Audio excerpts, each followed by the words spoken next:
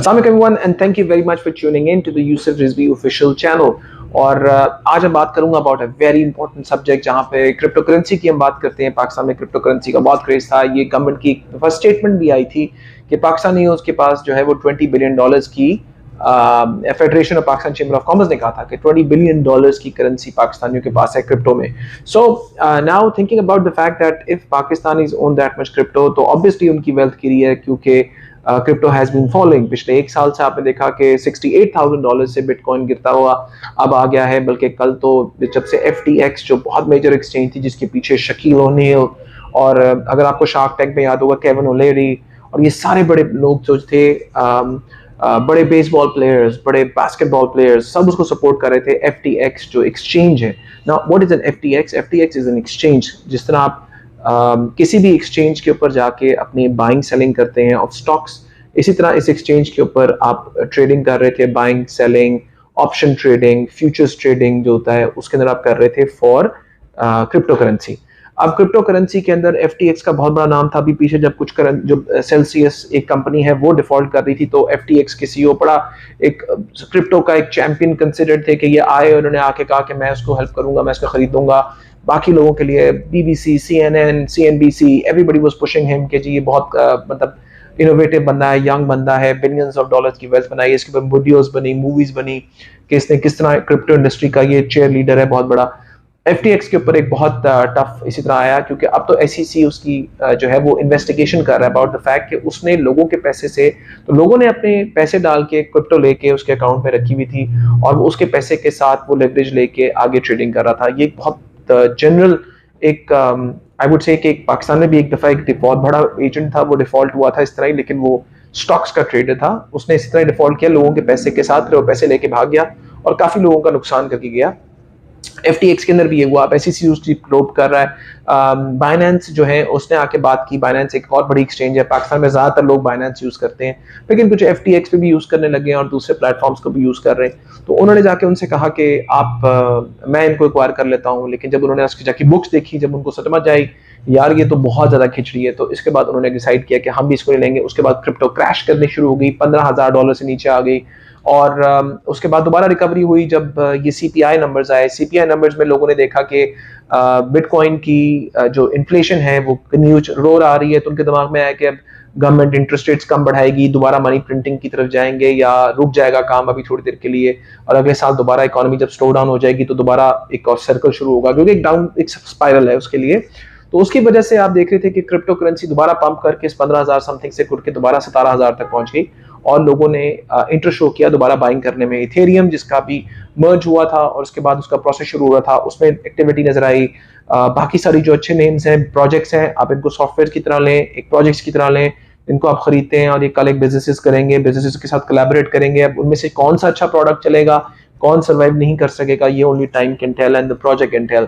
So but obviously जो basic लोग समझते हैं ऑफ bitcoin and ethereum are the gold standards of crypto. मतलब ये पोस्टर बॉयज हैं क्रिप्टो के हमारे चैंपियन हैं ये क्रिप्टो करेंसी के। तो जब ये गिरती है तो पूरी मार्केट गिरती है, जब ये ऊपर जाते हैं तो पूरी मार्केट जाती है। उसके साथ स्टेबल कॉइन्स भी हैं, कुछ स्टेबल कॉइन्स जो करेंसी बैक्ड कॉइन्स थे, जिसके साथ अगर आपने USDT था, टेदर था, उसके अलावा BUSD है जो बाइनेंस का US डॉलर बैक्ड कॉइन है, और उस कॉइन के जरिए आप खरीदते हैं। इस कॉइन में आप पैसे भी रख सकते हैं और कॉइन के ऊपर आप इंटरेस्ट भी ले सकते हैं, प्लस आप उससे कॉइन खरीद सकते हैं, दूसरे टोकन्स खरीदते हैं। तो एक समझे एक डॉलर करेंसी को एक्सचेंज करने के लिए उनको करेंसी बनानी थी जो उन्होंने USDT या BUSD या USDC के नाम से आप वो खरीदते हैं करंट मार्केट रेट के ऊपर, और उसके ऊपर आप जो कॉइन चाहें वो खरीद सकते हैं। वो एक डिजिटल करेंसी उन्होंने बनाई हुई थी और उसको बैक करने के लिए उन्होंने अपने पास करेंसीज रखी हुई थी जो शो करने के, जब इनकी इन्वेस्टिगेशन हो रही थी तो वो ये डिसाइड कर रहे थे कि ये इनके पीछे इतना पैसा है भी कि नहीं, जिसकी वजह से US टेदर का बड़ा प्रॉब्लम बना और करेंसी मतलब आपने देखा कि काफी प्रॉब्लम्स आई। और USDC के ऊपर भी पहले लोगों का शक था कि ऐसा है कि नहीं, क्योंकि इनके जो अंदर खिचड़ी बनाई हुई थी उन्होंने कि अगर वो दिखाते थे हमारा $1 बिलियन का हमने कॉइन इशू किया हुआ है, तो $1 बिलियन के उसके पैक करने के लिए एसेट्स हैं कि नहीं है, ताकि वो जो आपने प्रिंटिंग मनी प्रिंटिंग की हुई है, क्योंकि जिस तरह मुल्क करते हैं, अगर आप ये करेंसी ज्यादा प्रिंट कर दें और आपके पीछे उसको बैक करने के लिए एसेट्स उतने ना हो तो आपकी करेंसी डिप्रिशिएट करती है। सेम इसी तरह ही इसको बैक करके अभी इक्वल 1:1 के रेशियो पे चल रहे थे, बट अगर वो पूरे नहीं कर सकेंगे तो ये करेंसीज फॉल होना शुरू हो जाएंगी, उनकी परचेजिंग पावर कम होगी।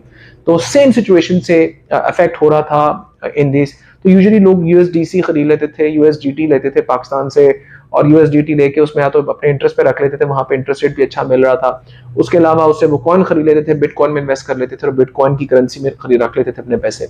सो इस प्रोसेस के अंदर ऑब्वियसली करेंसी से सबको नुकसान हुआ, बहुत से लोग कैश आउट कर गए, कुछ नुकसान ले गए, कुछ ने होल्ड कर लिया कि हम बैठे रहेंगे, हमें कोई फर्क नहीं पड़ता, और आगे देखेंगे आगे क्या होता है। So now what we have to see is the fact कि किस तरह फ्यूचर में we feel that बिटकॉइन का इफेक्ट क्या होगा। अब जिस तरह थोड़े वापस आया है, लेकिन अभी नेगेटिव रिजल्ट्स ही रहेंगे जब तक हमें नजर नहीं आता कि इसको मेरे ख्याल में जो नजर आ रहा है वो ये कि इसको रेगुलाइज करना चाह रहे हैं, और रेगुलेशन आएगी तो लोगों का ट्रस्ट आएगा, बड़े हेज फंड्स आएंगे, बड़े फंड्स इसमें कंसिडर्ड हो जाएंगे। तो ये एक ट्रांजिशन के फेज में चल रहा है। People are in it for the long run, वो आहिस्ता आहिस्ता आहिस्ता आहिस्ता एक्यूमुलेट करते हैं, हर महीने $10, $50, $100 डालते हैं हर महीना, और वो अपने आप को एक्यूमुलेट कर जाते हैं। It could now we just need to see how big this scam will be. Obviously it's a cycle, it is going down, and it will come back in the future. I think digital currencies in some way or the other will always be there because people want fast transactions. एक ज़माने में जब हम पैसा देखते थे कि dollar आप देते थे या रुपी देते थे, उसके बाद क्रेडिट कार्ड आया तो आपको डिजिटली एक स्वाइप करते थे कार्ड के ऊपर, तो आपकी ट्रांजैक्शन हो जाती थी, आपके पैसे एक दूसरे मुल्क से दूसरे मुल्क ट्रांसफर हो जाते हैं, आप उसकी पेमेंट एक्सेप्ट कर लेते हैं। तो ये ट्रांजैक्शंस विल इम्प्रूव, और ये चीज़ आएगी तो सही। इट्स नॉट इनएविटेबल, शायद हमें भी लगता है, लेकिन ये फ्यूचर में है। नाउ इसमें से कौन सर्वाइव करेगा, कौन एक वैल्यूएबल एसेट है जिसकी सिक्योरिटी की वैल्यू कंसिडर होगी, कौन अपनी इंपॉर्टेंस ज्यादा वैल्यू को दिखा सकेगा, ये फ्यूचर में दिखाएगा। क्योंकि इथेरियम एक ऐसा प्लेटफॉर्म है जिसके ऊपर दूसरे प्लेटफॉर्म्स काम करते हैं, जिस तरह गूगल है। गूगल एक प्लेटफॉर्म है जिसकी बेसिस के ऊपर और प्रोडक्ट्स बनते हैं, और उसके ऊपर और प्रोडक्ट्स सेल होते हैं, और उससे उनको इनकम मिलती है और उसकी प्रोडक्टिविटी बढ़ती है। अगेन एप्पल का जो ऐप स्टोर, एप्पल के अपने प्रोडक्ट्स की वैल्यू अलग है, लेकिन जो उसका ऐप स्टोर है जिसके अंदर लोगों ने ऐप्स बनाए हुए हैं, उससे वो बेचते हैं, आप खरीदते हैं, उसकी मंथली सब्सक्रिप्शन देते हैं। Apple makes a major chunk from that, and that is where the real value of Apple is. So ये चीजों को अंडरस्टैंड करते हुए across the world markets are affected, and now we have to see कि how we foresee this, कि इसका impact उनकी बाकी स्टॉक मार्केट्स पे कैसे आएगा, लोगों की इकोनॉमीज पे कैसे आएगा, कंट्रीज पे कैसे आएगा। एल साल्वाडोर ने तो अपने मुल्क को बिटकॉइन के ऊपर कन्वर्ट कर दिया था, लोगों के मोबाइल के वॉलेट बना दिए थे, और उसने कहा कि जी आप इसको एक्सेप्ट करें। Michael Saylor is the champion of bitcoin, उसने बहुत अपनी कंपनी का पैसा, माइक्रो स्ट्रेटजी का काफी बेट लगा के पैसा लगाया हुआ था उसके ऊपर, and they were investing into it. So now we just have to see, as I said, कि लोग अभी बहुत देर से फ्री मनी को एंजॉय कर रहे थे, और अब फ्री मनी जब बैकआउट होगी तो अब लोगों को आहिस्ता आहिस्ता आहिस्ता आहिस्ता बहुत सारी चीजें अपनी रियल वैल्यूज पे आएंगी।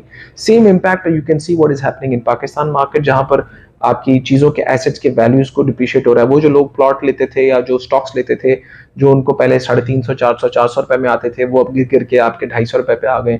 उसके दो रीजन है, अगेन इंटरेस्ट रेट बढ़ गया क्योंकि अब आपको पैसे बैंक में रखने से बेहतर मिल रहे हैं, और दूसरा यही है कि आपकी जो वैल्यूएशन है वो कम आ गई है, इनको गिराना जरूरी है, क्योंकि आपको फिर इंटरेस्ट रिटर्न नहीं मिलेगा तो आप स्टॉक क्यों रखेंगे। तो आपको स्टॉक को रिटर्न रखने के लिए कंपनीज को डिविडेंड भी ज्यादा देने पड़ रहे हैं आपको, और डिविडेंड ज्यादा देने से ताकि आप उनका स्टॉक फेंक ना दें, और दूसरी तरफ से उनको ये नजर आ रहा है कि अपने स्टॉक की वैल्यू भी गिरेगी। मोस्टली कंपनीज इस वक्त पाकिस्तान में इसलिए शेयर बायबैक करना शुरू हो गई हैं, तो share buyback is also very interesting concept which I'll share in another video. But thank you very much for tuning in. This is how the crypto market is right now, and let's hope for the best, and let's hope that things get more clearer. और जैसे interest rate का balance आना शुरू होगा तो markets को stabilise होगी। अभी झटके आते रहेंगे, देयर कुड बी, मतलब एक बड़ा sign of the crypto crash की कोई बहुत बड़ा बंदा बस्ट होगा। लीमन ब्रदर्स आपको याद होगा, बस्ट हुआ था तो एक पूरा इकोनॉमिक क्रैश आया था, इधर भी अब यही है। अब नाउ आई थिंक सब लोग ये कोशिश कर रहे हैं कि सबको रियलाइज है कि गैप्स हैं इकोनॉमीज में सबके, लेकिन उनको आहिस्ता आहिस्ता स्लो डाउन करना चाह रहे हैं ताकि बड़ा झटका ना लगे और उसकी वजह से कोई बड़ा नुकसान ना हो, लोगों को नुकसान ज्यादा ना आए, फाइनेंशियल लॉस, क्योंकि उससे पूरे मुल्क या पूरी दुनिया एक बहुत प्रॉब्लम में जाएगी। सो अब अमेरिका रिसेशन में जाता है, उससे पाकिस्तान पे इम्पैक्ट आता है, पाकिस्तान की करेंसी पे इम्पैक्ट आता है। अगर दुनिया के अंदर से पैसा गायब होता है तो ये इफेक्ट आना शुरू होगा। तो ये काफ़ी चैलेंजेस हैं और इसके ऊपर जो है वो अंडरस्टैंड करना इसलिए बहुत ज़रूरी है। So thank you very much for tuning in. I will keep you posted on all the interesting matters and things. Take care. Pakistan जिंदाबाद।